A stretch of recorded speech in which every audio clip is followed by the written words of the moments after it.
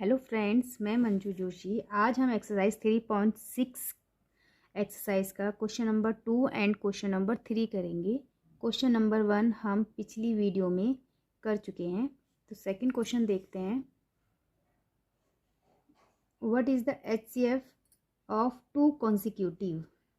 ठीक है, हमको ये एचसीएफ निकालना है टू कॉन्सिक्यूटिव नंबर्स, जैसे नंबर्स का निकालना है। पहले टू कॉन्सिक्यूटिव नंबर्स क्या होते हैं, ए नंबर्स।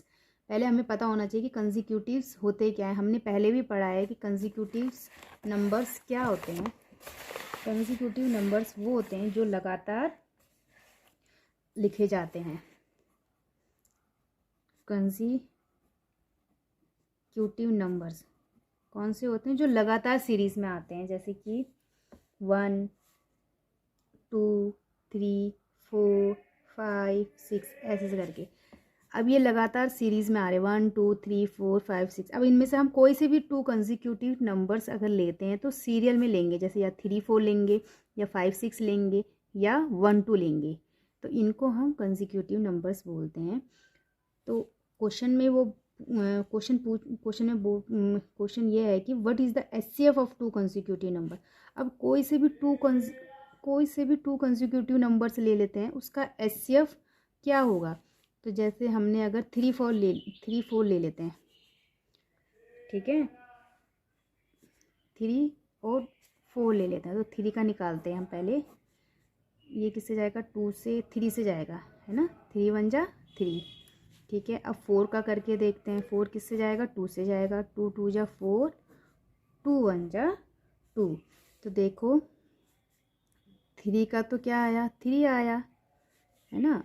और 4 का क्या आया आपका, 2 × 2 आया। तो देखो जब भी, अब इनमें कुछ एचसीएफ आ रहा है आपका।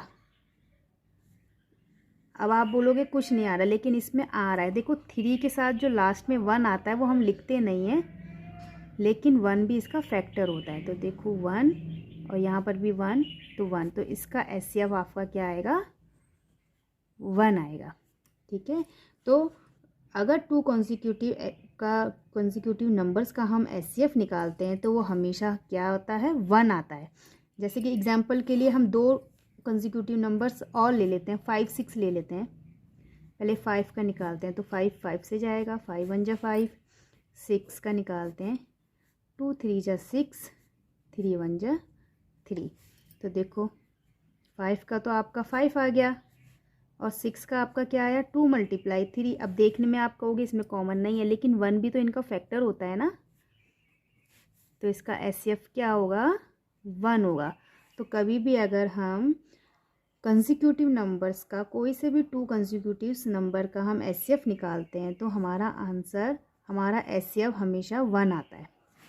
अब उसने बी पार्ट में पूछा है कि इवन नंबर्स, अगर कोई से भी 2 कंसेक्यूटिव इवन नंबर्स लेते हैं हम, तो उसका एचसीएफ क्या आएगा। ये तो हमारा ए पार्ट था। अब हमारा बी पार्ट देखते हैं। अब सबसे पहले हमको पता होना चाहिए कि इवन नंबर्स क्या होते हैं। तो इवन नंबर्स हमने पहले भी पता है क्या होते हैं, जो 2 के टेबल में आते हैं या 2 के टेबल से पूरा डिवाइड हो जाते हैं, वो क्या होते हैं, इवन नंबर होते हैं। ठीक है। और कंसेक्यूटिव इवन नंबर्स का है उसने, तो कंसेक्यूटिव यानी कि लगातार सीरीज में कोई से भी 2 ले लीजिए, या 2 4 ले लीजिए, या 10 12 ले लीजिए, या 6 8 ले लीजिए। तो हम 2 4 लेते हैं, पहले 2 का निकालते हैं फैक्टर। तो 2 1 जा 2, 4 का निकालते हैं, 2 2 जा 4, 2 1 जा 2। तो देखो इसका फैक्टर लिख के देखते हैं, 2 = 2, ठीक है। और 4 का लिख के देखते हैं, 2 × 2। तो इसका एचसीएफ क्या हो गया आपका, देखो कॉमन है ना, 2 2, तो इसका एचसीएफ आपका क्या हो गया, 2 आ गया। अब हम एक एग्जांपल एक और ले लेते हैं, 6 और 8 ले लेते हैं। जैसे 6 का निकाल के देखते हैं, 2 3 जा 6, 3 1 जा 3। अब 8 का कंसेक्यूटिव इवन नंबर्स बोला है, आप 2 4 ले सकते हैं, 6 8 ले सकते हैं। आप 2 या 6 नहीं लेंगे, क्योंकि अगर आप 2 6 लेंगे वो इवन नंबर तो होंगे, लेकिन वो कंसेक्यूटिव इवन नंबर्स नहीं होंगे, क्योंकि आपने सीरीज़ में नहीं लिया, एक नंबर स्किप कर दिया बीच में से, तो सीरीज़ में लेना है लगातार, कंसेक्यूटिव मतलब लगातार। अब हम 8 का निकालते हैं। 2 4 जा 8, 2 2 जा 4, 2 1 जा 2। अब देखते हैं इसके फैक्टर लिख के। 6 का देखते हैं 2 × 3, 8 का देखते हैं 2 × 2 × 2। तो इनका HCF क्या हो गया? 2 हो गया। 3 नहीं होगा, 2 भी नहीं होगा, क्योंकि ऊपर है नीचे नहीं है, नीचे है तो ऊपर नहीं है, तो 2। तो इन दोनों एग्जाम्पलों को देख के हमें क्या पता चलता है? अगर हम 2 कंसेक्यूटिव इवन नंबर्स का, कोई से भी 2 कंसेक्यूटिव इवन नंबर्स का HCF निकालते हैं तो उसका HCF हमेशा कितना होता है? 2 होता है। ठीक है, ये देखो हमने 2 एग्जाम्पल लेके करा है। एक एग्जाम्पल ये लिया, एक एग्जाम्पल अलग लिया, ये नंबर्स अलग लिए, नंबर्स अलग लिए, लेकिन दोनों का HCF क्या आ रहा है? सेम आ रहा है। इसका भी 2 आ रहा है, इसका भी 2 आ रहा है। अब हम C नंबर करते हैं। C में और नंबर्स पूछा है। अगर कोई से भी 2 कंसेक्यूटिव और नंबर्स होंगे तो उसका HCF क्या होगा?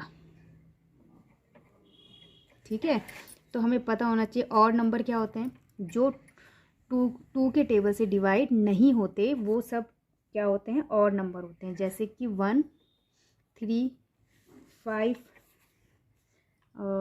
7 9 11, ये सब क्या है? और नंबर्स हैं, यानी कि ये 2 से डिवाइड नहीं होते हैं। अब कंसेक्यूटिव और नंबर्स का है। कंसेक्यूटिव यानी कि लगातार सीरीज़ में लेना है इनको भी। एक 1 ले लिया, एक 5 ले लिया, ऐसा नहीं करना, लगातार सीरीज़ में लेना है। तो हम सबसे पहले 3 और 5 ले लेते हैं। जैसे 3 का करके देखते हैं, 3 से जाएगा 3 1 जा 3। 5 का करके देखते हैं, 5 भी 5 से ही जाएगा, है ना। अब देखकर पता चल रहा है, लेकिन हम लिख के देखते हैं। ठीक है, ओके। तो 3 का क्या आएगा आपका HCF? 3 आया। अब 3 × 1, 5 का क्या आया? 5 आया। अब देखो 3 5 लिखा है, इसमें आप कहोगे कि इसमें कुछ भी HCF नहीं आ रहा, लेकिन 3 1 भी तो उसका फैक्टर ही है जो हम नहीं लिखते हैं, और 5 का क्या है? 1। तो इनमें कॉमन क्या हो गया? 1 हो गया। तो इसका HCF आपका क्या आया? 1 आया। अब ऐसे हम कोई सा भी नंबर ले लेते हैं, 7 9 ले लेते हैं।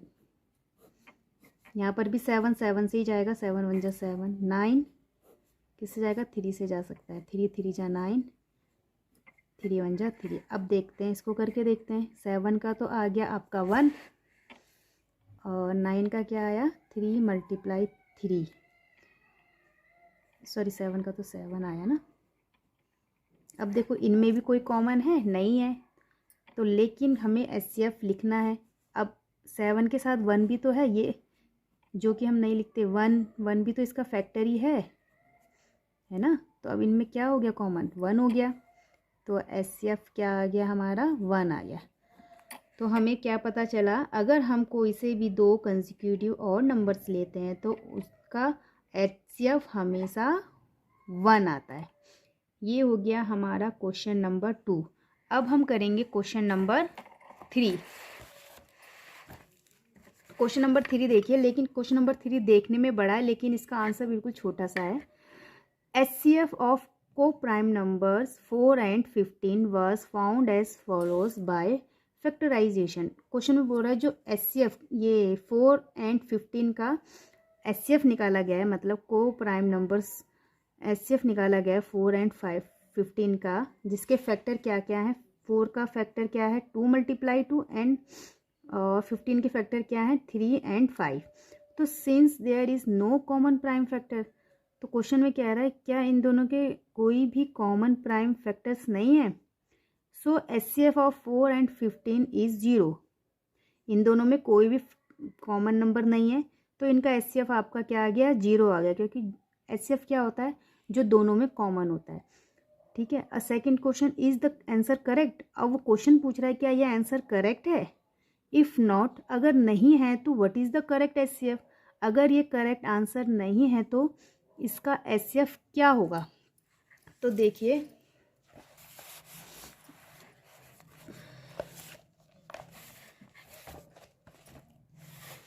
यहीं पर समझते हैं हम क्वेश्चन नंबर 3। देखो 4 एंड 15 दे रखा है हमको। क्या दे रखा है हमको? 4 एंड 15 नंबर, 4 एंड 15 दे रखा है। 4 और 15 का फैक्टराइजेशन किया। अब देखो हमने 4 का फैक्टराइजेशन किया, 2 2 जा 4, 2 2 जा 1, ठीक है, सही आया है। क्वेश्चन में भी 2 × 2 दे रखा है, 2 × 2 और 15 है। 15 का फैक्टराइजेशन क्या होगा? 3 5 जा 15, 5 1 जा 5 और 15 का क्या हो गया? 3 × 5। तो HCF क्या आ गया आपका?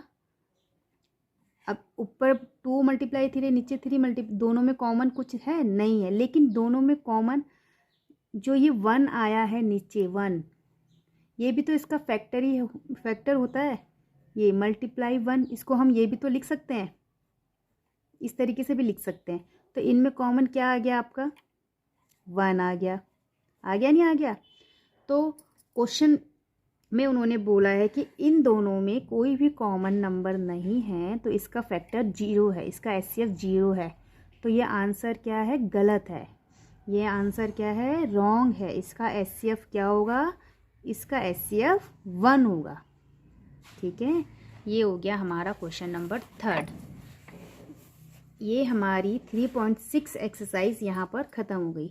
अगर आपको मेरी वीडियो समझ आती है तो इसे प्लीज़ लाइक कीजिए, शेयर कीजिए एंड सब्सक्राइब कीजिए। Bye bye, thank you.